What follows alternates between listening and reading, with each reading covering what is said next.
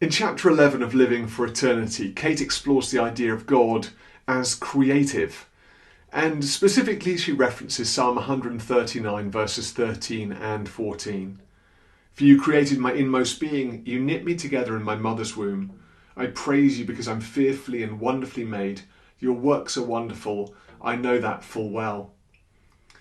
Understanding God as creative can be difficult. We tend to think about him as creator, that he created the world in 6 days. On the seventh day he rested, and at that point he really stops being creative because he's kind of done it already. But that couldn't be further from the truth. God's creativity is part of his nature. In fact, it's an overspill of the love shared between the Holy Trinity, Father, Son, and Holy Spirit. And so God, who's the same yesterday, today, and forever, goes on being creative in the world around us. And specifically, he's creative in our lives. We tend to talk about this though, in terms of recreation. He's recreating us in his own image, in the image of his Son, Jesus Christ. So what does this recreation really look like? Why doesn't God just start anew? A number of years ago, I was walking along the street in Marylebone and I came across just one drawer from a chest of drawers. And I stopped and looked down. It was bow-fronted and I know a little bit about furniture. So I bent down and picked it up and it was in pretty bad condition. A child had obviously stuck stickers all over it, the ones that have a sort of papery backing. And they'd been peeled off over time and there was an awful lot of cigarette tar that had got onto that paper and it smelt bad and it looked bad. But I wasn't put off. I went to the builder who was clearing out the building opposite and I said, have you got any more of these drawers? He said, oh yeah, they're over there. So I said, I'll give you £5 for them.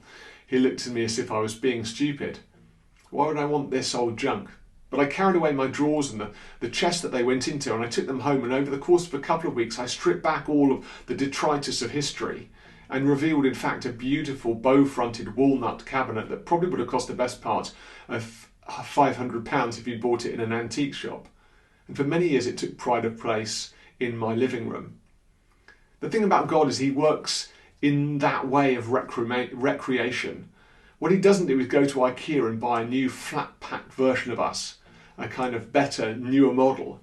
He takes the old, he takes the broken, he takes the wounded, and he recreates us in his image. He strips us back and makes something new and more beautiful out of the thing that he'd already created.